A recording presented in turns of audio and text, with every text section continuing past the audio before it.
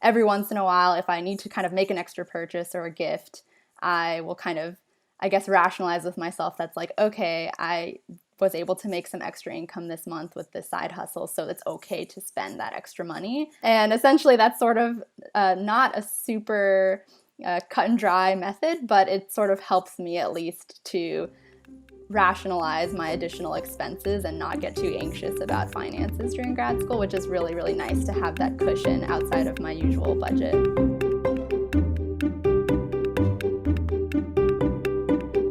Welcome to the Personal Finance for PhDs podcast, a higher education in personal finance.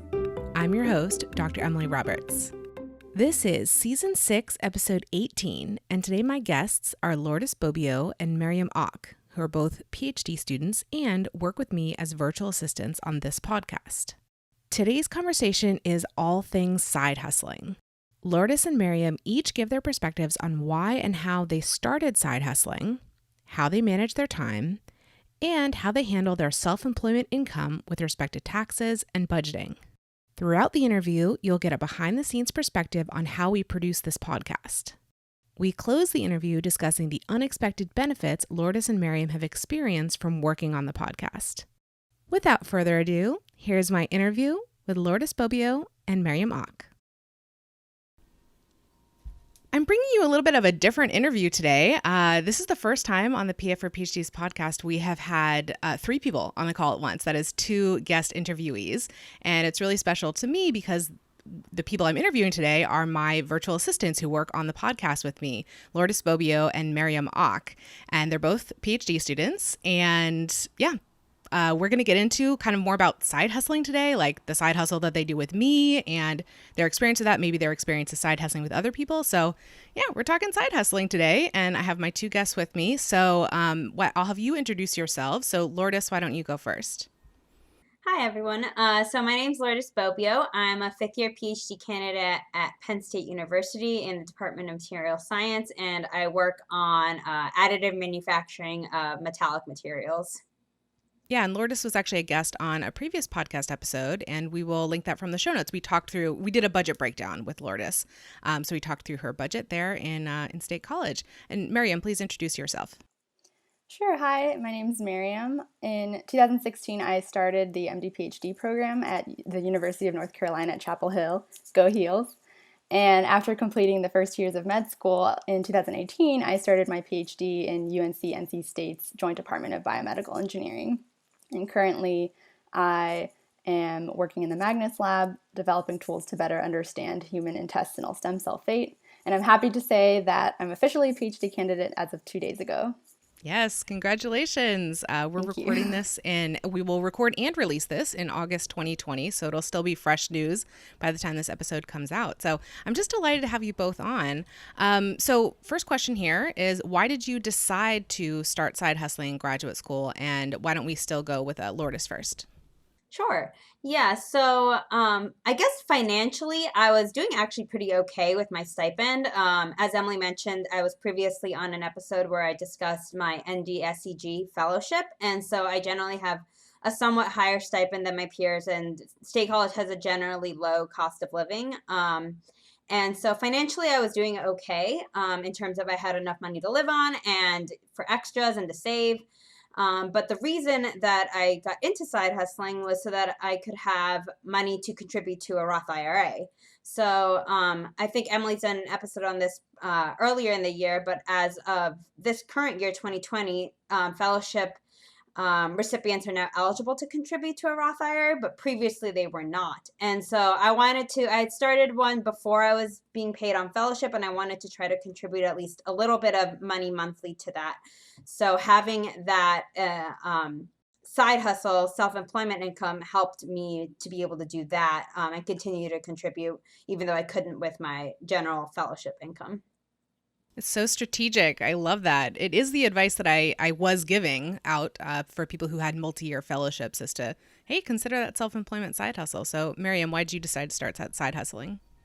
Yeah, so for me, I guess coming into medical school, I had actually taken a gap year and was able to transfer a lot of those funds into starting an IRA.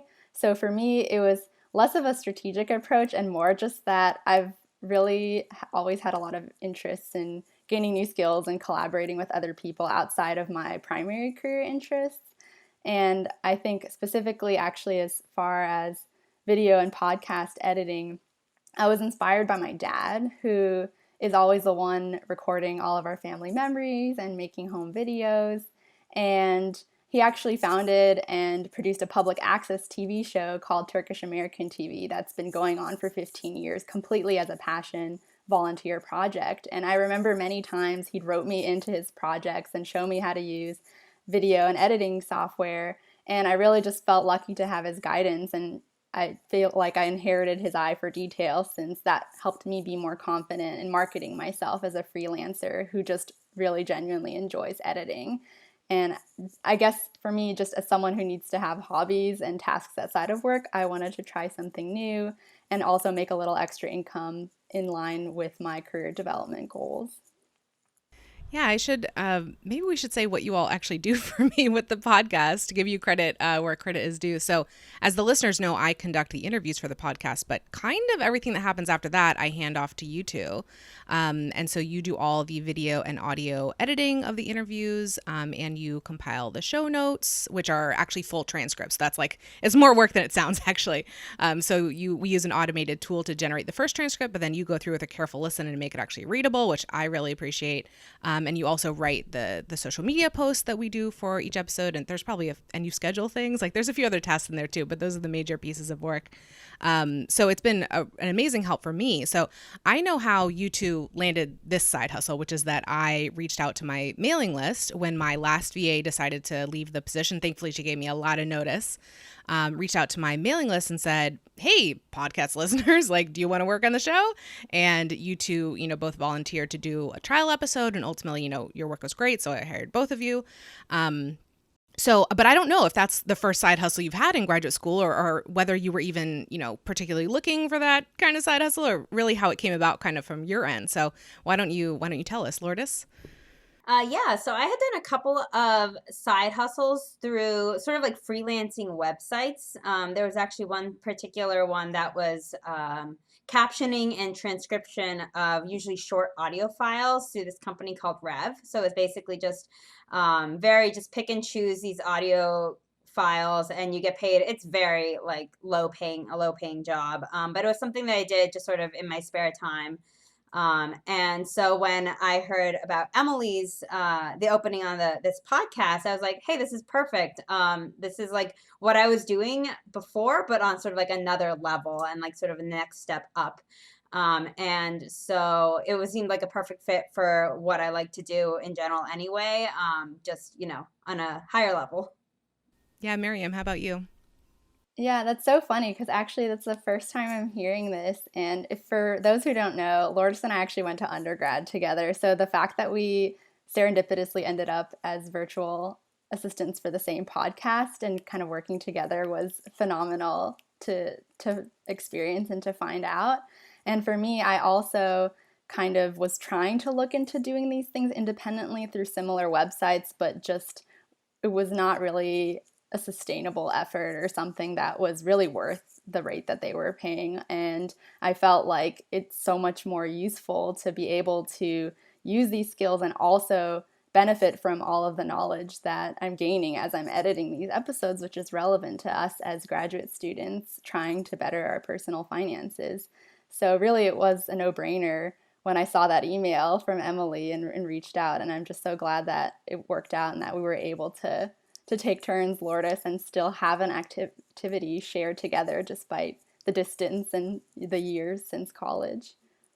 Yeah, that's why I reached out to my list first to try to hire for this position. That, I hoped that there would be people who would actually be interested in the material as well as, having the skill set to work on the episode. So yeah, instead of going with an independent agency or something, which I could have done maybe if it hadn't worked out initially, I wanted to, go to people who I sort of had a relationship with. And actually, it happens to be the fact that I had corresponded with both of you, over the years before that. We mentioned Lourdes had been on the podcast and Meryem has been on my mailing list for a long time. So we'd exchanged emails and I think had a call or two in that time. So, Yeah, so it was really helpful that I already sort of knew. I knew your names at least when it came time for people to apply for that position.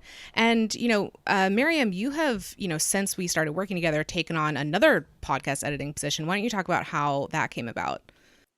Yeah, that's right. Actually, I owe it to you, Emily, for alerting me to another side hustle opportunity in podcast editing with the Acadames podcast, which is another awesome podcast focusing on women in academia. And earlier this year, I remember Emily sent an email to us letting us know that Acadames was looking for help since their previous student executive producer was graduating soon, and they wanted to have somebody to overlap during that period of transition. During that period of transition. So I reached out to them about that position, and thankfully we were a good fit. So now I just kind of feel really lucky that I get to work with these two amazing podcasts. And my work with them partially involves editing, but also involves a little bit more of administrative and social media management work. So I've just learned so much from both podcasts, and I'm excited to be involved and also, again, benefit from all of the career development advice that I've been receiving just by working with both of them.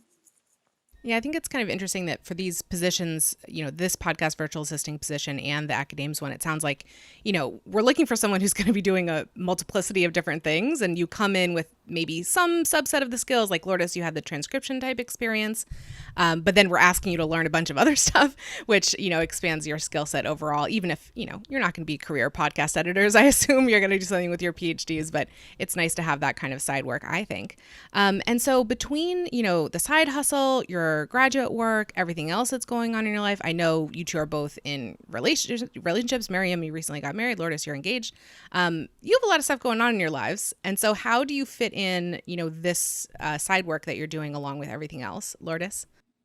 I guess for me, it was what attracted me to this side hustle specifically was that it's something I can work from home. I don't have to go anywhere to do anything, and I can kind of fit it into my schedule. It's very flexible.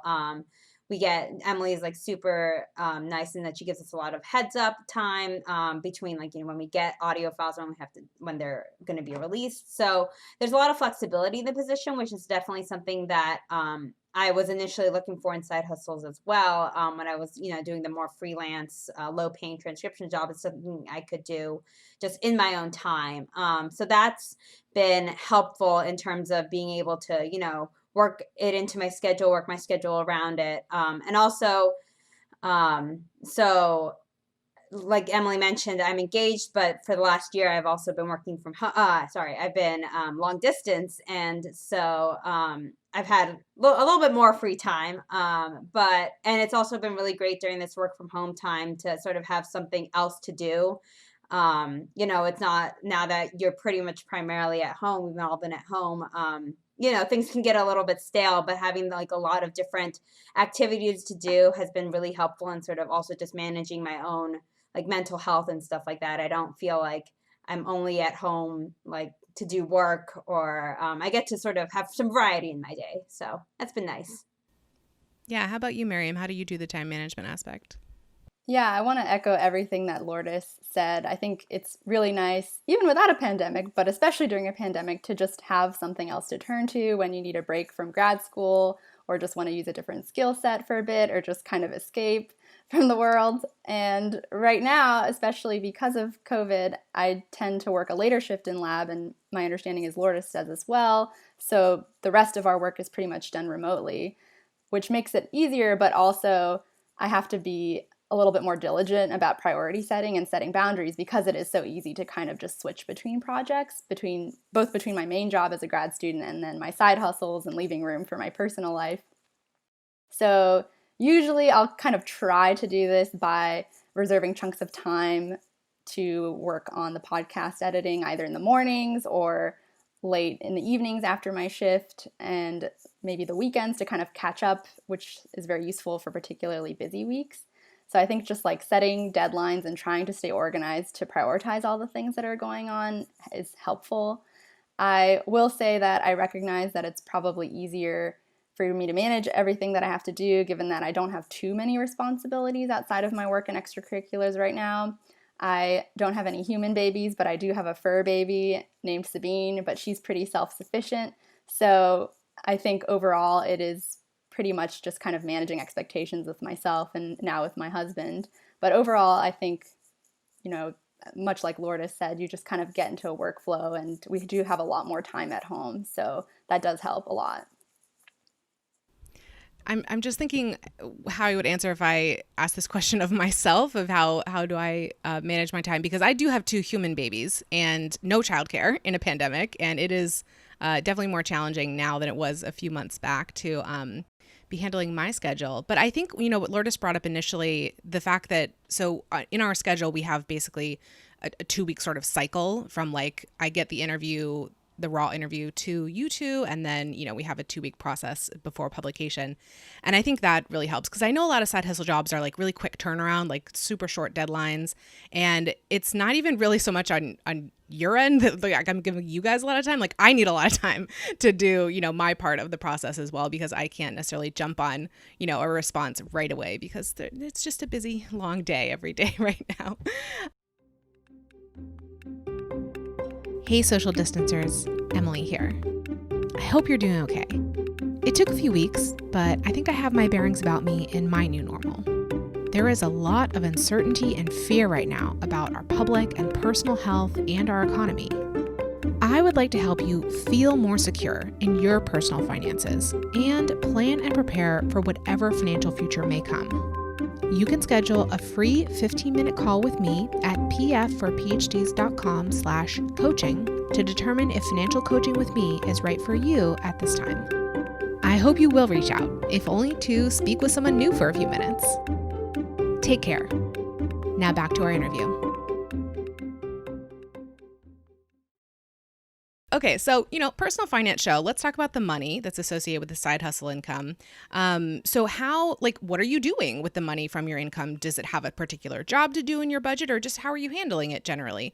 Lourdes, why don't you go first? Yeah, so in general, I put most of my side hustle income into savings, whether that be more long-term savings or shorter-term savings, kind of depends.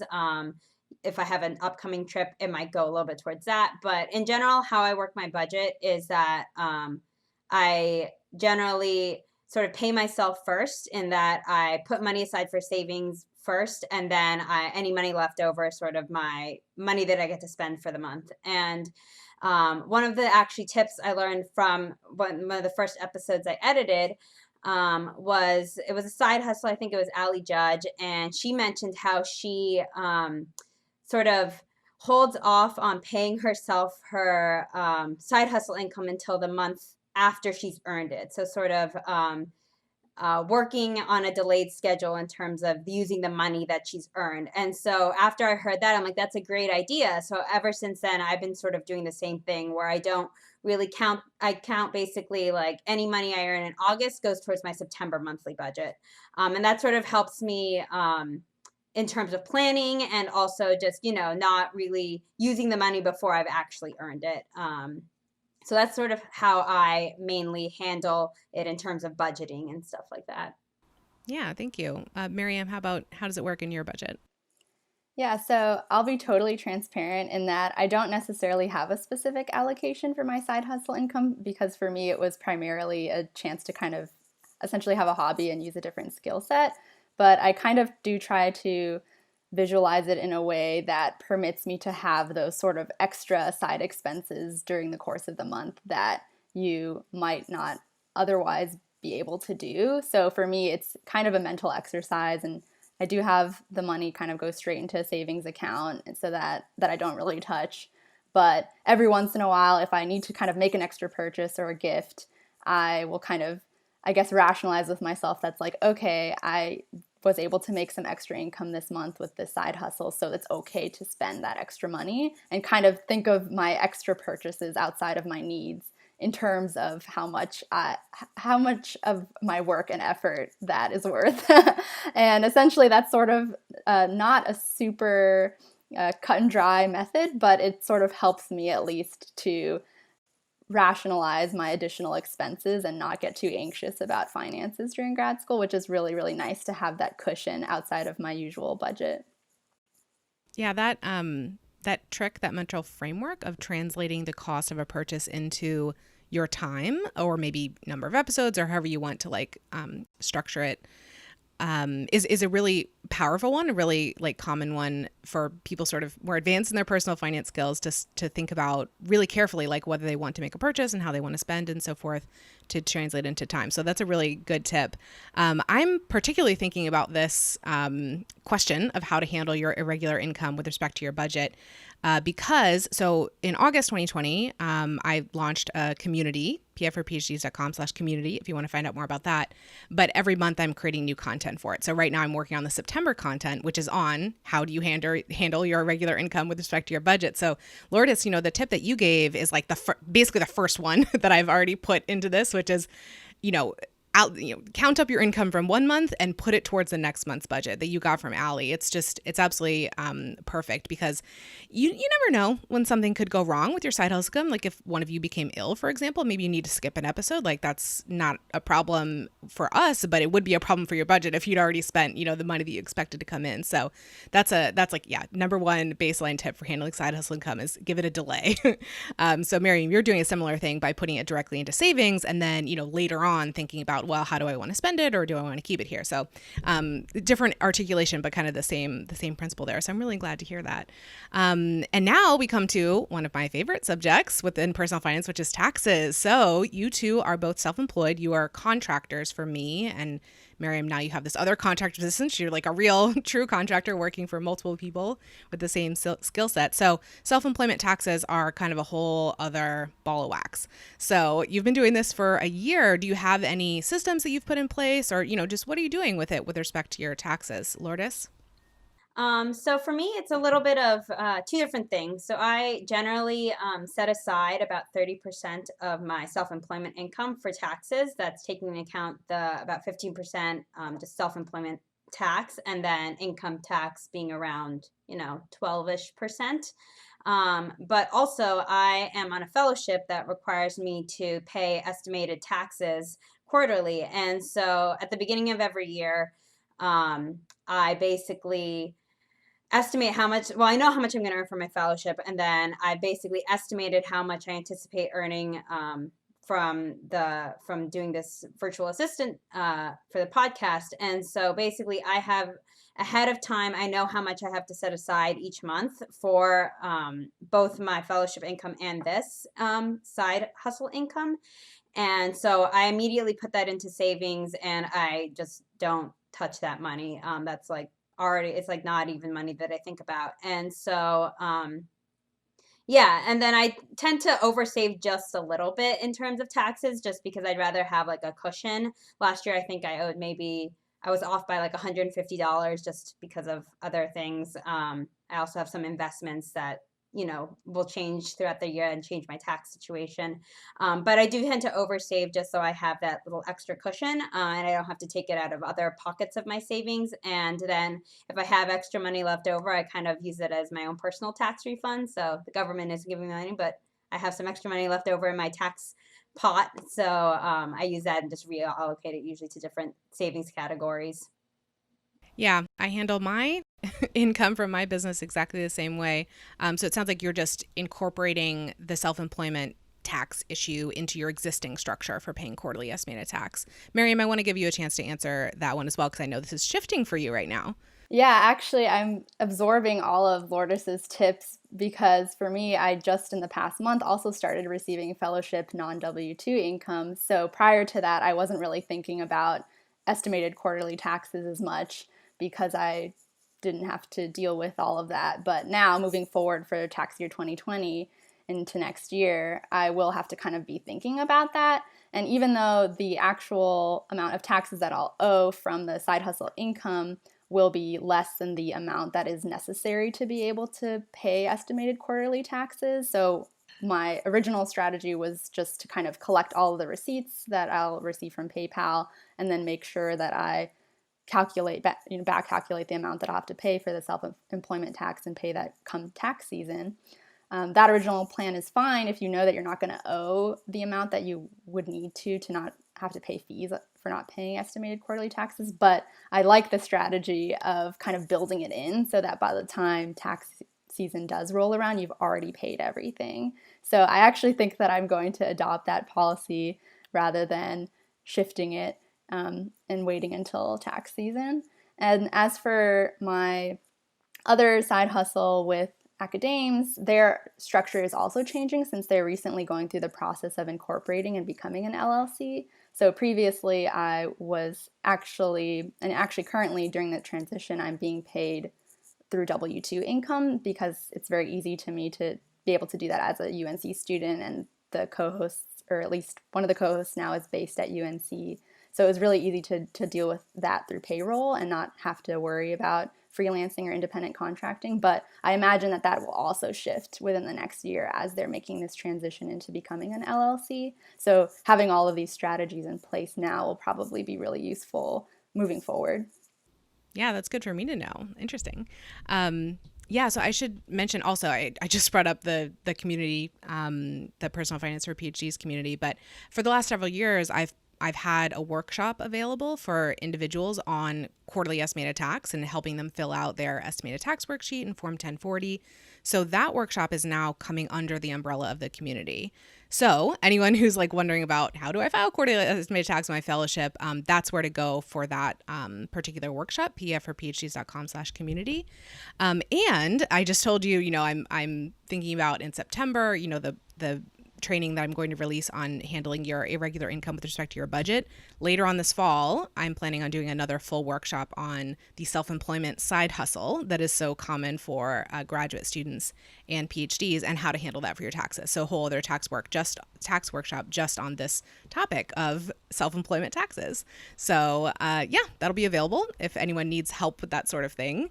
And I'm really excited about creating, because I've been doing, my own taxes as a self-employed person for a number of years. So I have a basic familiarity with it, and I'm excited to do a bit more research to figure out how it works for other kinds of businesses as well. So that's where to find out more info there. And as a second to last question here, have there been any benefits to doing a side hustle that you didn't anticipate when you first took on the position, Lourdes? So I guess specifically for this podcast, Emily interviews a wide range of guests, and a lot of them also have social media that they promote, social media accounts. And so I've been able to connect with some of the different guests on social media just as a result of, sometimes promoting the episode. They'll see that I promote it. And then we sort of connect. We end up talking, following each other on Twitter and stuff like that. So that's been something I didn't really expect to happen, but it's been really cool because a lot of them are fellow grad students. And then just sort of getting into that academic sphere of Twitter has been really interesting, just to see all these different graduate experiences from people all over the country and all over the world. So that's been one of the, I think, kind of most unanticipated benefit from this particular side hustle. And then also, as has been brought up multiple times, I think Meryem brought this up, just learning a different skill set. That's something very different from what I do in my normal day-to-day graduate work. And I, in particular, am starting to kind of figure out what I want to do after grad school. I'm a fifth-year student going into my sixth year. And so I've been sort of leaning towards maybe some more alt academic jobs, and sort of being able to have this completely different skill set is definitely something that I think adds to my resume and adds to potential job options, and sort of also gives me ideas of what other type of work is out there, along what I was mentioning before. Emily does have so many different types of guests on the podcast, just kind of seeing what opportunities are available to graduate students after they've defended and after they've graduated has been really interesting, and something that I hadn't even considered or even thought of prior to really getting to know some of these guests through the podcast. Yeah, that's really great for me to hear. I know that this too was an unexpected benefit for me of doing the podcast, is I didn't expect it to be such good networking. I knew some things that would happen from it, but not the networking aspect. So I'm really glad that you've been able to, tap into that as well. So Meryem, how about you?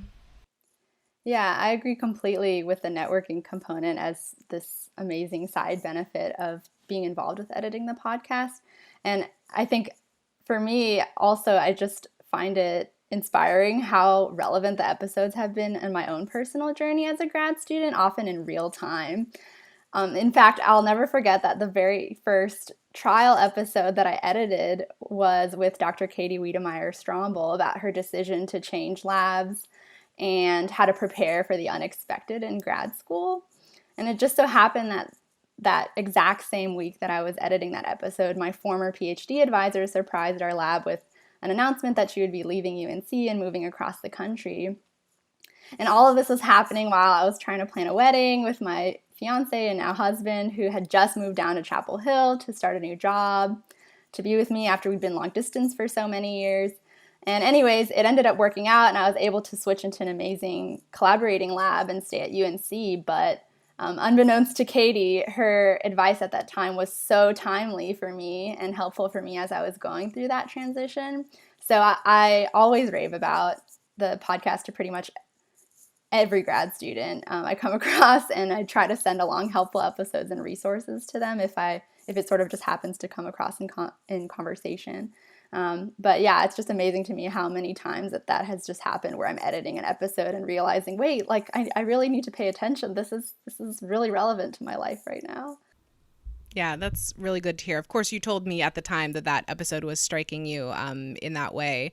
And I'm so glad that it could help. And I think that, as Lourdes was saying earlier, like, okay, I've been doing this podcast for about 2 years now, and I have quite a few interviews under my belt. And it's not always the same type of person, as you were saying. Like, it's a lot of different kinds of personal finance stories coming from a lot of different sorts of people who have been in academia for a time at least. And so, yeah, there is the good trove of episodes there that, you might find something useful to your current situation if you do a little diving into the archives. So last question here, which, I ask of pretty much all the guests who come on the podcast. And so, I'll give you a chance to give your answers as well. What is your best financial advice for another early career PhD? And we'll go to Lourdes first again.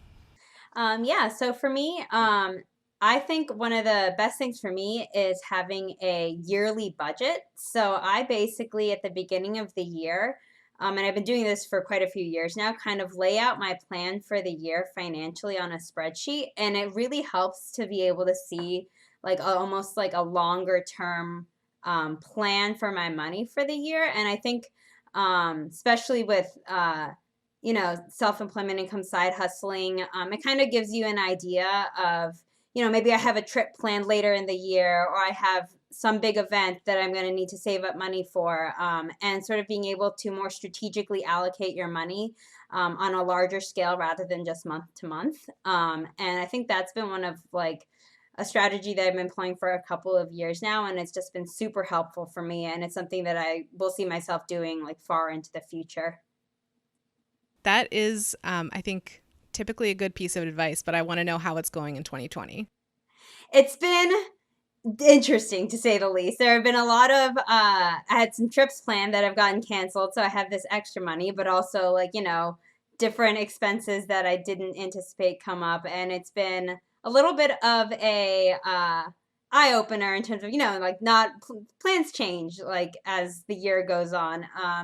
But I think sort of having that framework to begin with helps me realize that, even if I obviously go back to this budget every month, it's the same spreadsheet I use for my monthly budgeting. So it changes and updates, and it's a very fluid document, but just having that outline there to begin with has just sort of also been almost something that provides some structure, especially when the year got so different than what everyone anticipated. So.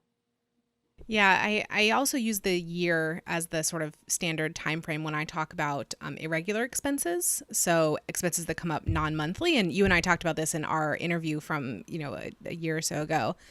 So I think it's a great strategy to think about what budgetarily is coming up for you, trips, as you mentioned earlier, or maybe some other kinds of irregular expenses, so you can anticipate them over the course of about a year.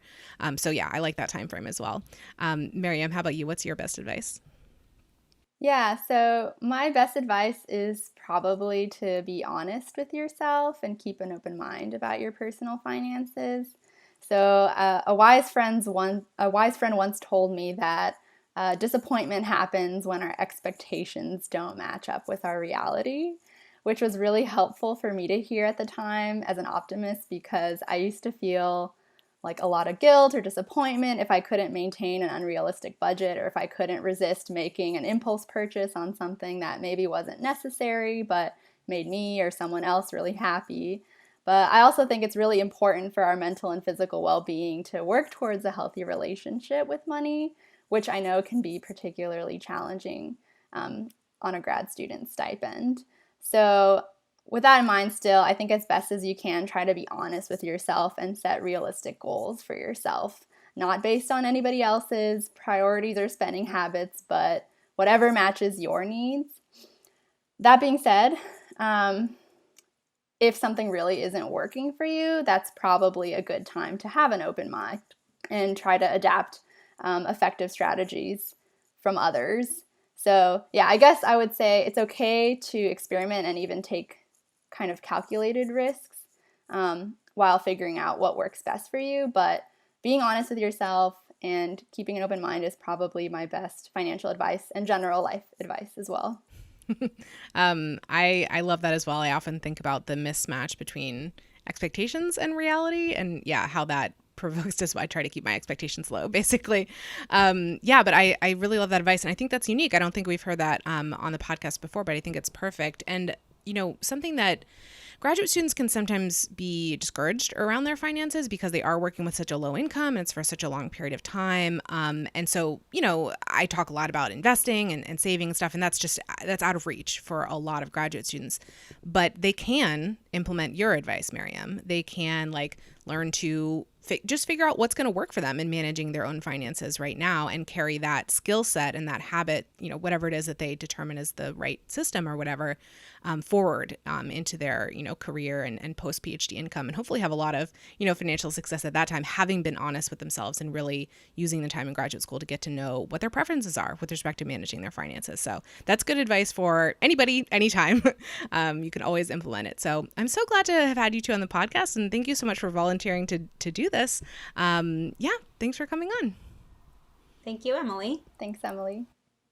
Listeners, thank you for joining me for this episode. pfforphds.com/podcast is the hub for the Personal Finance for PhDs podcast. There you can find links to all the episode show notes and a form to volunteer to be interviewed. I'd love for you to check it out and get more involved. If you've been enjoying the podcast, please consider joining my mailing list for my behind-the-scenes commentary about each episode. Register at pfforphds.com/subscribe. See you in the next episode, and remember, you don't have to have a PhD to succeed with personal finance, but it helps.